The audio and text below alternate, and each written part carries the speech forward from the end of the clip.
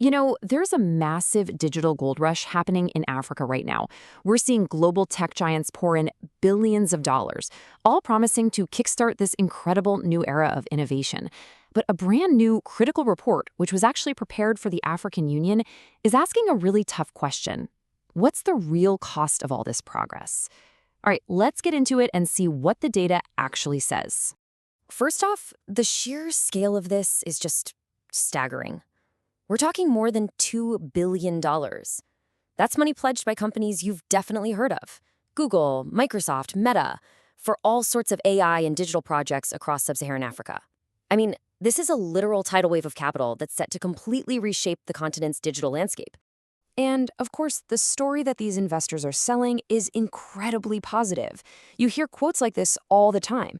They frame it all as this big philanthropic push, a way to empower African entrepreneurs, train the workforce, and that key phrase, democratize innovation for everybody.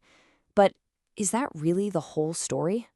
To figure that out, the researchers behind this new report tried to do something that sounds pretty simple. They just tried to follow the money. They wanted to go beyond the glossy press releases and independently check where these billions were actually ending up. And right away, they slammed into a wall. The report found what it calls a structural transparency gap. It turns out pretty much no one is independently auditing where all this cash is going. The entire story of Africa's AI development is being told almost exclusively by the very companies doing the investing.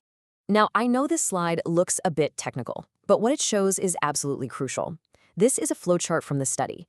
The researchers combed through almost 30,000 academic papers looking for any independent financial tracking of these investments. And you know how many peer-reviewed studies they found that they could actually use? 0. A big fat 0, not a single one. This is that transparency gap in action, and it meant they had no choice but to rely on what the corporations were saying about themselves. So, with that in mind, what did the researchers discover when they dug into that corporate data? Well, the first huge finding is that this money is not being spread out evenly at all. Instead, it's creating what the report calls a technology hub hegemony.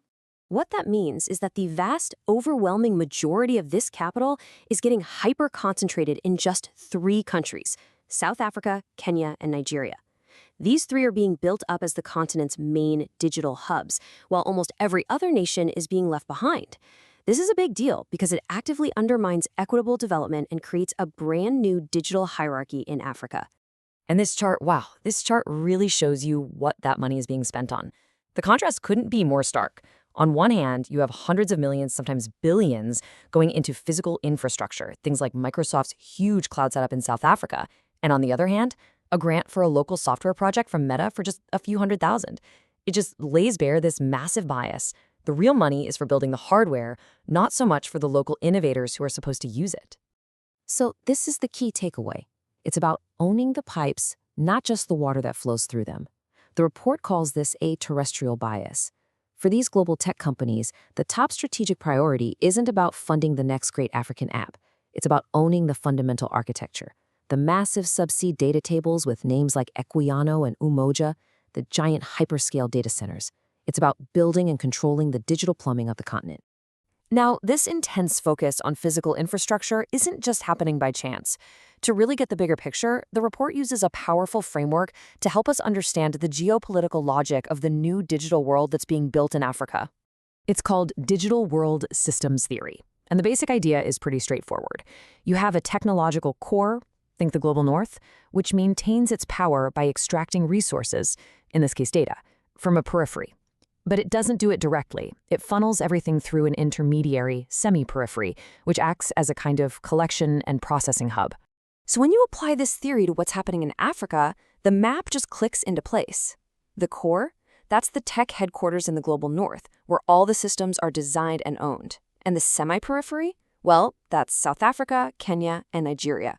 Those 3 hubs being kitted out with foreign-owned infrastructure to serve as the main data extraction points.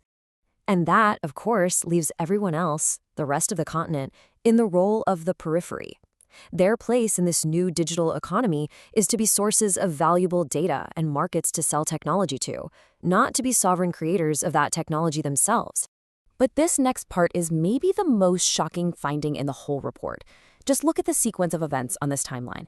The huge multi-billion-dollar push to build and capture the physical infrastructure that started way back in 2021. But any significant funding for local apps, that didn't even really show up until 2024.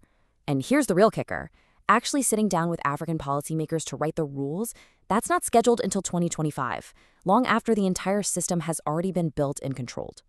Yeah, this wasn't an accident. According to the report, this is a very deliberate strategy. It's called regulatory arbitrage.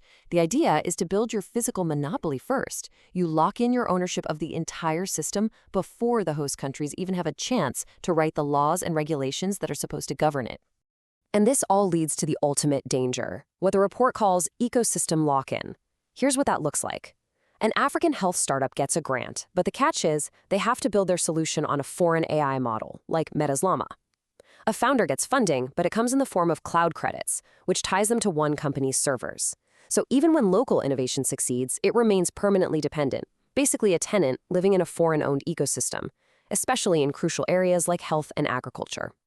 Okay, so after laying all that out, the report doesn't just diagnose the problem and leave it there. It actually proposes a very concrete, actionable plan for the African Union to start reclaiming its digital sovereignty. And the plan really boils down to 3 core pillars. First, deprivatize critical infrastructure. Start treating these foreign-owned subsea cables and data centers like the sovereign public utilities they truly are. Second, launch sovereign venture funds. Offer capital to startups without all the strings attached, no mandatory cloud credits or foreign AI models. And third, mandate real financial transparency. Force companies to actually separate what's a real philanthropic gift from what's just a commercial business deal. In the end, the report leaves us with this incredibly powerful question. The stakes just could not be higher. It's a choice between becoming the sovereign architect of your own digital future or being locked in as a permanent tenant in a house that was built and is owned by someone else.